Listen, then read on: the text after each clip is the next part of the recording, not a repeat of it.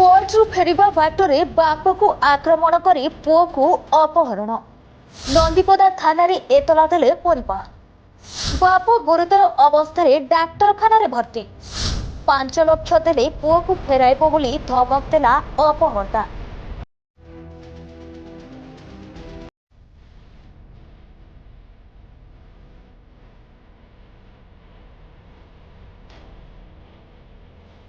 କୋର୍ଟରୁ ଫେରିବା ବାଟରେ ବାପକୁ ଆକ୍ରମଣ କରି ପୁଅକୁ ଅପହରଣ।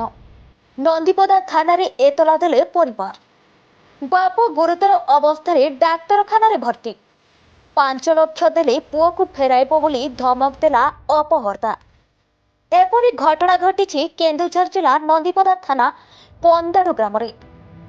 ଅଭିଯୋଗ ଅନୁଯାୟୀ ନରେନ୍ଦ୍ର ନାୟକ ଏବଂ ତାଙ୍କ ପୁଅ ସନାତନ ଗତକାଲି ଅପରାହ୍ନରେ ହାଟଡିହି ଜେଏମ୍ଏଫସି କୋର୍ଟକୁ ଏକ ମାମଲାରେ ହାଜିରା ଦେବାକୁ ଯାଇ ଘରକୁ ଫେରୁଥିବା ବେଳେ ନାହାଳିଆ ପୋଲ ନିକଟରେ କିଛି ଯୁବକ ନରେନ୍ଦ୍ରକୁ ମାଡ଼ ମାରି ବିଲକୁ ଫିଙ୍ଗି ଦେଇ ପୁଅ ସନାତନକୁ ଉଠାଇ ନେଇ ପଳାଇଥିଲେ। ଖବର ପାଇ ନରେନ୍ଦ୍ରଙ୍କ ପରିବାର ଲୋକେ କିଛି ଗ୍ରାମବାସୀଙ୍କ ସହଯୋଗରେ ନରେନ୍ଦ୍ରକୁ ଉଦ୍ଧାର କରି ଆନନ୍ଦପୁର ଉପଖଣ୍ଡ ଚିକିତ୍ସାଳୟରେ ଭର୍ତ୍ତି କରିଛନ୍ତି। ଏନେଇ ନରେନ୍ଦ୍ରଙ୍କ ପତ୍ନୀ ପଦ୍ମାବତୀ ନାୟକ ନନ୍ଦିପଦା ଥାନାରେ ଅଭିଯୋଗ କରିଛନ୍ତି। ଅପହରଣକାରୀ ଯୁବକମାନେ ନରେନ୍ଦ୍ରଙ୍କ ଘରକୁ ଫୋନ୍ କରି 5 ଲକ୍ଷ ଦେଲେ ଯାଇ ପୁଅକୁ ପାଇବ, ନଚେତ୍ ଜୀବନରୁ ମାରିଦେବୁ ବୋଲି ଧମକ ଦେଇଛନ୍ତି।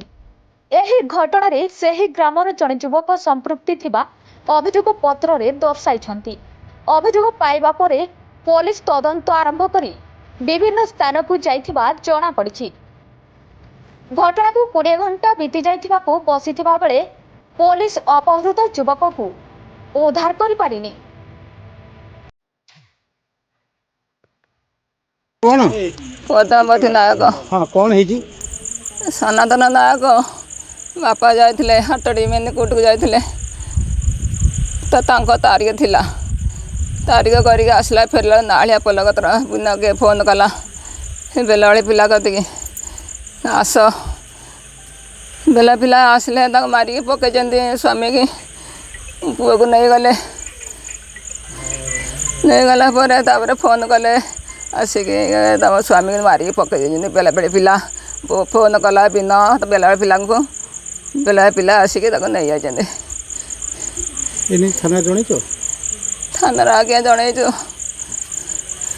କ'ଣ କହିଥିଲ? ପୋଲିସ କ'ଣ କରୁଛି? ପୋଲିସ କହିଲେ କହିଲେ ନାଁଟା କ'ଣ? ମୋ ନାଁ ଅଭିମନ୍ୟୁ ନାୟକ। ହଁ ଦାଦା ପୁଅ ହାଟଡି କୋର୍ଟକୁ ଯାଇଥିଲା। ହଁ ବାପ ପୁଅ ଯାଇଥିଲା, ଫେରିଲା ବେଳକୁ ବାଟରେ ନାହାଳିଆ ପୋଲ ପାଖରେ ସେ 5-6 ଜଣ ପିଲା ଆସିଥିଲେ। ଆଉ ବିନ ଆଗରେ ଆସିଥିଲା, ଆଉ ତାକୁ ମାରଧର କରିକି ତା ପୁଅକୁ ପକେଇଦେଲେ ତଳେ। ତାକୁ ଆମେ ଆମ୍ବୁଲାନ୍ସରେ ଘସିପୁରା ପଠେଇଦେଲୁ। ଆଉ ସେ ପିଲା ନେଇଗଲେ, କହିଲେ 5 ଲକ୍ଷ ଟଙ୍କା ନଦେଲେ, କାହାକୁ ନେଇଗଲେ?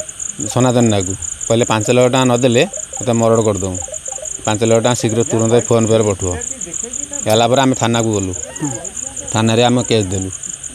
ଆଉ ଥାନା ହେଲା କହିଲେ ତମେ ଯାଅ, ଆମେ ତାଙ୍କୁ ଧରିକି ଆଣି ସାରିଲା ପରେ ଯାହା ବୁଝା ହେବ ଛାଡ଼ିବୁ।